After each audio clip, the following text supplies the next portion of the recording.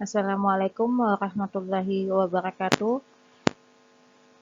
Hari ini materinya adalah pluralitas, di mana kompetensi dasarnya yaitu 3.2 menganalisis pengaruh interaksi sosial dalam ruang yang berbeda terhadap kehidupan sosial budaya serta perkembangan kehidupan kebangsaan.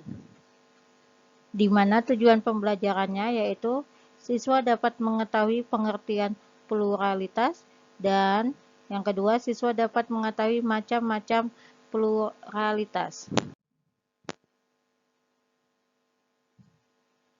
Kata plural itu berasal dari bahasa Inggris yang artinya jamak, sedangkan pluralitas yaitu berarti kemajemukan. Berarti pluralitas masyarakat Indonesia yaitu memiliki arti dengan kemajemukan masyarakat di Indonesia. Selain itu, pluralitas istilah lain berhubungan dengan keragaman yaitu multikultural. Berarti keragaman di sini lebih dari satu. Kekayaan dan keanekaragaman masyarakat Indonesia, baik suku, agama, ras, pekerjaan, dan lain-lain, menunjukkan bahwa masyarakat Indonesia itu bersifat plural atau pluralitas atau berarti juga kemajemukan atau keberagaman. Pluralitas di sini kita dibagi menjadi 4, yaitu agama, di mana yang kita ketahui di Indonesia memiliki 6 agama yang diakui oleh negara. Yang kedua yaitu budaya. Budaya di sini terdiri dari rumah adat, baju adat, senjata adat, makanan, dan lain-lain. Suku bangsa yaitu kurang lebih 700 memiliki 700 bahasa daerah.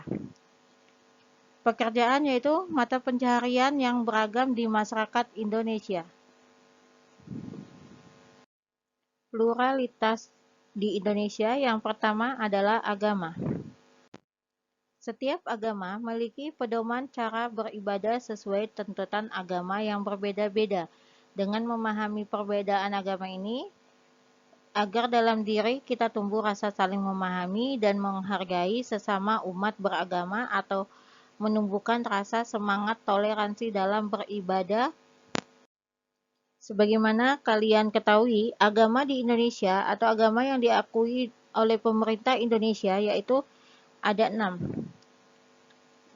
Dari data yang Ibu peroleh, di yang agama pertama yaitu Islam 87,29%, dan Protestan 6,9%, selanjutnya Katolik 2,9%, Hindu 1,7%, Buddha 0,7%, dan terakhir disusul oleh Konghucu 0,05%.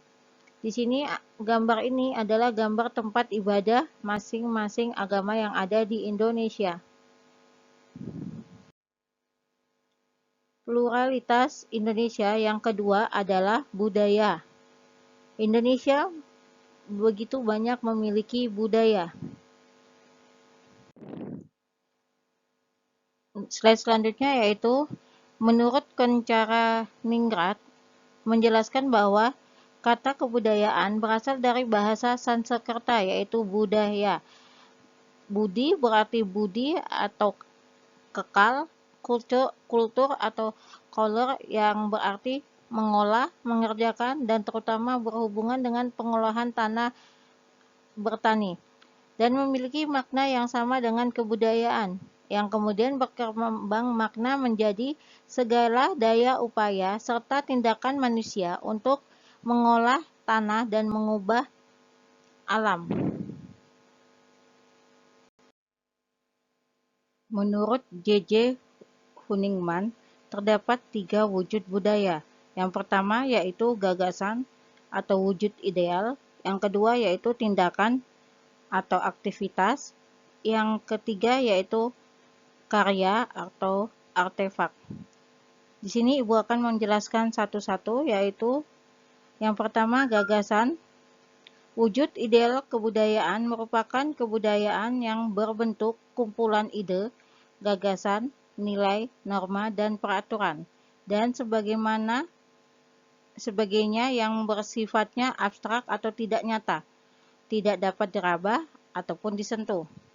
Yang kedua yaitu tindakan atau aktivitas.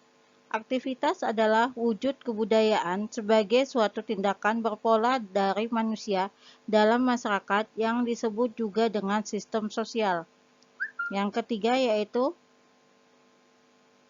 karya atau artefak, artinya yaitu wujud kebudayaan fisik yang berupa hasil dari aktivitas, perbuatan, dan karya semua manusia dalam masyarakat berupa benda-benda atau hal-hal yang dapat diraba, dilihat, dan didokumentasikan.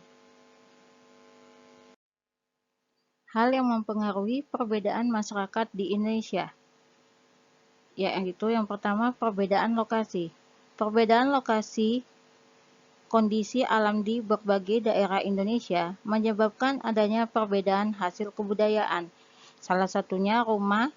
Contoh bentuk rumah di Jawa dan Kalimantan berbeda karena menyesuaikan lokasinya. Yang kedua, perbedaan keyakinan. Perbedaan agama atau keyakinan menyebabkan adanya hasil kebudayaan dari berbagai agama di Indonesia. Salah satunya berupa candi, patung, dan relief peninggalan agama Hindu, Buddha yang berasal dari kerajaan masa itu. Slide berikutnya yaitu suku bangsa atau perbedaan suku bangsa yang ada di Indonesia. Bangsa Indonesia memiliki lebih dari 300 kelompok etnik atau suku bangsa.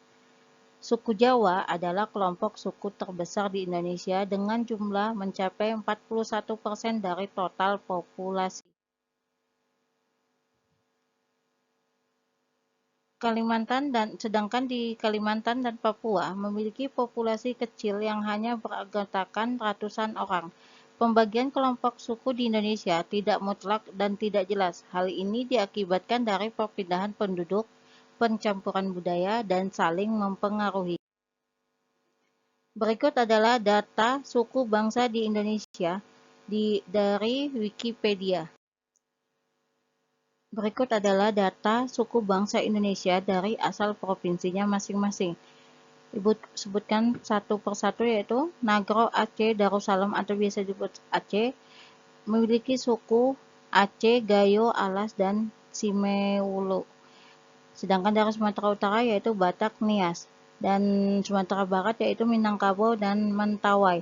Selanjutnya kalian bisa mencatat dan membacakannya sendiri suku bangsa di Indonesia. Kita lanjut ke slide berikutnya. Slide berikutnya adalah pekerjaan, keberagaman dalam pekerjaan atau pluralitas dalam pekerjaan.